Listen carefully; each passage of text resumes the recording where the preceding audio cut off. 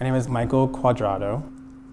We are in my studio at Yale, where I'm a first year in painting. I consider myself to be a painter who works in collage and installation.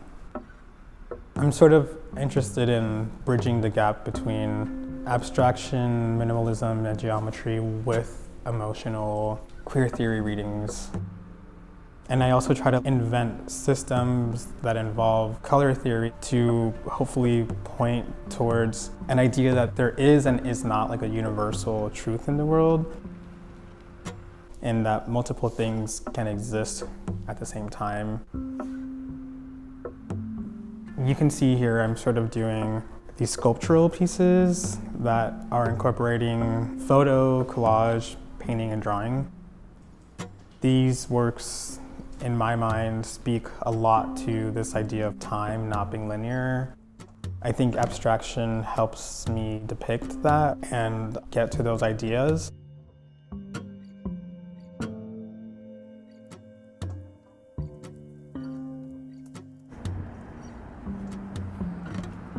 My everyday ritual requires walking here, and it's like my favorite part of the day.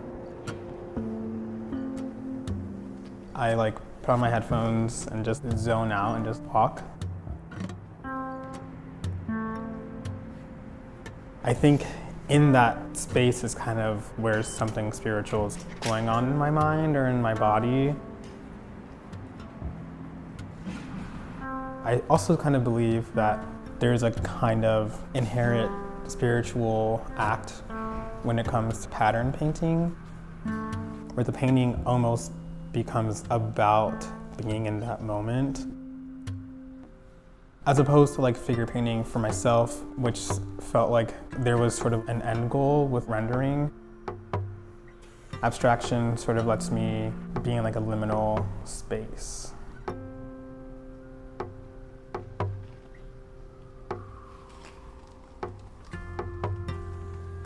I was born in Puerto Rico, raised in a Hispanic household, which thus means I was raised Catholic. When I was younger, I was actually really interested in church and the belief that there was someone that I prayed to every week. So I think I sort of already had some spiritual ideas when I was younger, but then as I grew older, that sort of system didn't really fit anymore. I went to school at Pratt in Brooklyn from 2014 to 18. When I was there, I was in the drawing department. Something about being in school in undergrad made me think figure painting was what I had to do. After school, I was in Chicago for about 5 years after that. And my practice sort of changed because I stopped using the figure and I started to collage a lot more. I sort of realized that figure painting / drawing, the act of actually doing it didn't really matter to me anymore. And I sort of wanted to just have an image of a figure instead of painting it. I had access to a printer, so I was just printing images all the time, ripping them, weaving them, gluing them on my canvas. And while I was doing that, I sort of realized that I was making abstract paintings with these papers. So I sort of was like, okay, what if I just took the figure out completely? And while that was happening, I also went through a personal change in my life where I was like, I think abstraction might be the best way for me to communicate how I feel. So I just took away the figure completely and relied on symbols and colors to sort of help communicate whatever feeling I was going through. One of the symbols is an arrow and one is a circle. Those are the two that stand out. Maybe the heart occasionally, and my silhouette. I was reading a lot of Sarah Ahmed's book, Queer Phenomenology.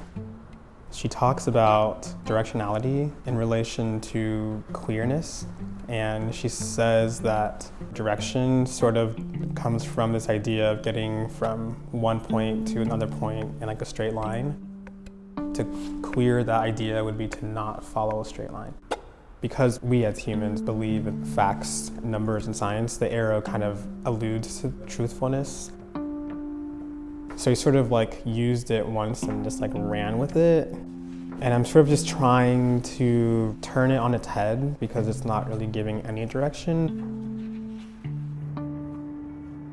On my walks that I was taking, my shadow sort of became the thing that I relied on. So I just kept taking these pictures of my shadow. Sort of like record keeping. I think what I've discovered is, like the arrow, maybe the shadow can offer a sense of direction also because it's determined by where the sun is shining behind me. It's a projection made by the sun on the ground. So it's not actually me, it just is a symbolic gesture that I was once standing there.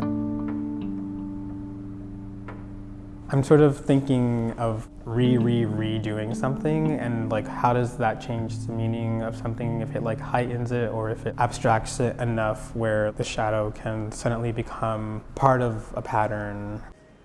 And you know, the idea that it's sort of not the picture of me, it's a picture of me, an abstracted idea of my body. The question comes up of like, is the shadow an accurate depiction of one's existence? My existence as this queer person of color who is sort of desiring some kind of direction in the world, but I'm maybe a skeptic in who I'm getting my directions from, so I'm sort of making my own, but they don't make sense, which is kind of fine. I don't think of my paintings as maps, but because I use a gridded background in a lot of them, or something that refers to a mathematical ground, I think the idea of a map is still in my mind. When I'm making, I'm in my mind going through something emotional and it's translating via grid map system. And the idea of other refers back to an othering from whiteness and an othering of sexuality. In color theory, there's a primary and secondary set of colors.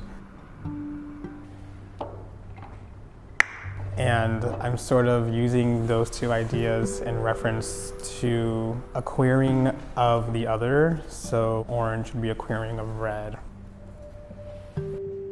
I'm sort of interested in how orange exists through different worlds, the worlds being different colors.